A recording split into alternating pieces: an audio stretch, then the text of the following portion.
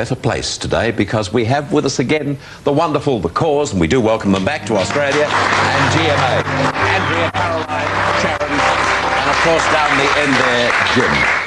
First question to you, Jim. How do you cope? How do you manage it? With great difficulty. Now, all kidding aside, is it hard being the one bloke? It's a question that I get asked in every single interview that I do, believe it or not. Is it hard? I asked you last time, you didn't answer, that's what yeah. You know, this is complete normality for me because I've grown up with 3 girls all my life, so, you know, I don't have a sort of an A-B reference point. I mean, this is just normality. So. Well, it could be worse. I mean, they could be 3 sisters who are, you know, real shockers. But these, these are beautiful girls. That's and not much use to him, is it? No, that's right. Exactly. Well, surely he's got friends, hasn't he, that he can mention? Yeah. Matter of fact, we'll switch this around. Caroline, what's it like having this brother? Oh, complete nightmare. No, he's okay. He's when you hit places, do you, if you've got some time off, do you disappear individually and do your own thing, or do you always stay together? What's the story? We generally do, yeah, split up. I mean, we're together so much. It's pretty. It can be pretty claustrophobic, but then it's kind of weird because often we end up at the same parties together, like when we're in Dublin and at home. So it's kind of, it seems quite incestuous at times, but it's not really. Andrea, I mentioned before coming on air that the album is just great. It's a beautiful, beautiful album. Thank you. You've just flown in from Japan. You're on that treadmill that we have talked about before. It must be tiring, but it must be also worthwhile because your music now really has been opened up to the whole world, hasn't it? Yeah, I mean, it is better than it ever was, and I mean, we were fortunate to gain success pretty quickly, but I don't think we could have imagined the extreme it's gotten to at this stage. I mean, it is literally all over the world, and this album has debuted at #1 in so many countries, you know, so it's kind of, it's pretty freaky now. Well, you say, but rightly, because in Australia it's #1, and in UK exactly the same thing, and I guess you eventually get to America to promote this, do you? That's next, yeah. That's right. August, the end of August. What are things like for you in America? You've really made it there too, but is it as big as home and here? We've done very well in America. I mean, we've done very well, but not quite to the extreme of Europe or Australia or Asia. We haven't done this quite as well, but we've done very well, you know, considering it takes a long time for America. It's so big, so it just takes a lot of work, and we've been gaining all the time. I think I've left you out, Sharon. No, you haven't. I've left you till last. Sharon, just go through it once again. I know, as Jim mentioned before, about the question of what's it like being the only bloke and so forth. I suppose this is asked all the time too. But the thing that intrigues me about your music is that it's got this general appeal. It really moves across all the demographics, and not a lot of bands and individual performers do that today anymore. But the interesting thing is, did your success and the fact that you started recording, did it grow from simply that there was always music in the family? And what was the point where all of a sudden it went from being a family thing to something which eventually was going to go into the world? I think, yeah, I mean, it was just, we were brought up playing music. Our dad taught us all piano, and then we went on to our own separate instruments ourselves. But when we were younger, we always played separately. And then I think Jim, being the older one, he was out playing with bands. He doesn't look it, by the way, does he? No, he doesn't. I feel it. Especially today, maybe. But you know, he was out playing with a lot of bands, and he was really in the music scene, and we were a lot younger. And he more or less had the idea of, I mean, he was playing with a lot of different bands. We could make up a band between us, so why not get together? And the moment we got together really was, there were open auditions in Dublin for the Commitments film, and we just went up and auditioned. We didn't audition for anything in particular, we just auditioned as a band. And that was the first time we were on stage together. We met our manager doing that, and we started then writing and recording our own music, and from there on it's just history, really. It is, and it's a terrific history too, because it's always nice to go along on the musical journey as you know, as a client, as a punter, buying the music and listening to the music on radio and elsewhere. The thing that intrigues, I think, most people about your music, apart from the fact that it's across the spectrum, as we mentioned before. It just seems that you're growing all the time too. Now, this album has special significance, and I understand that you don't want to go into detail or talk too much about it, but you lost your mum during the making of this album. And Jim, could I ask you what that did to you from the point of view of having to work at the time and having to deal with those sort of emotions? Yeah, it's kind of hard to encapsulate that whole moment for us. It was quite.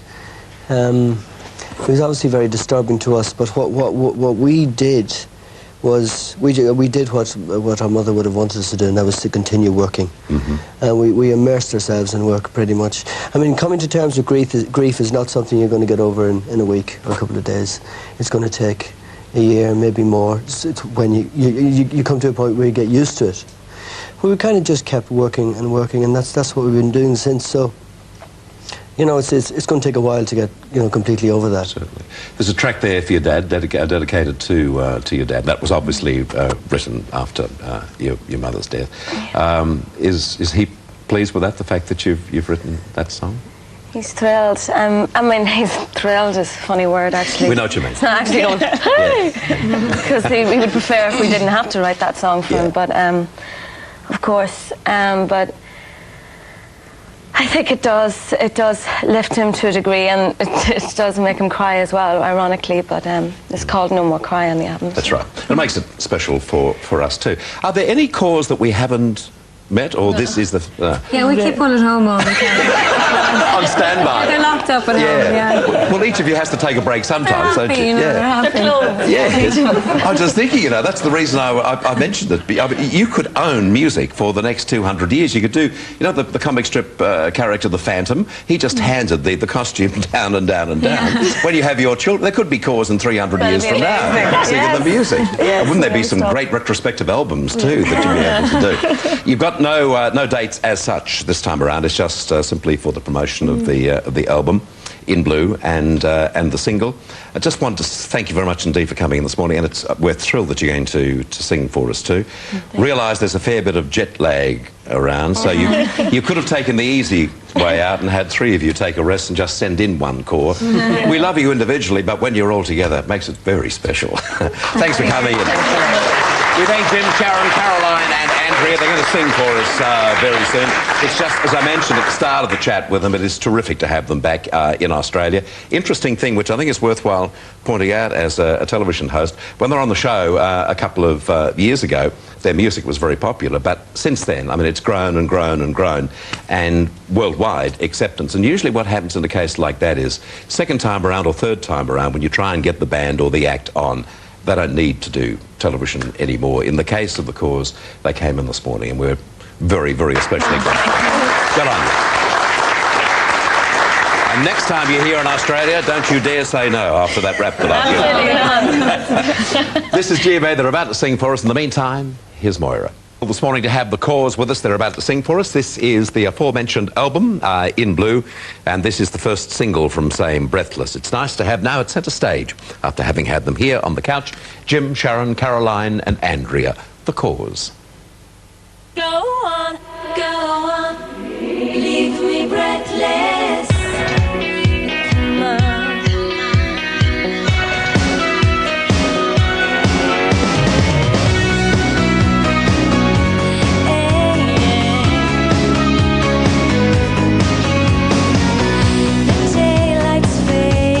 Slowly, but time with you is standing still. I'm waiting for you only. The slightest touch and I feel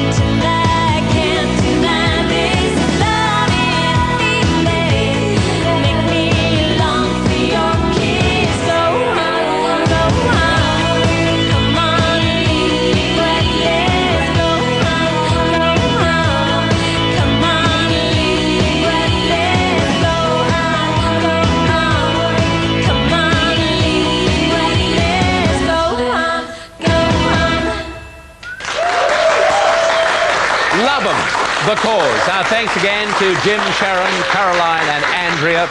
Look out for the album In Blue, and it's just been terrific to have the guys with us this morning on GMA. You're a lovely group.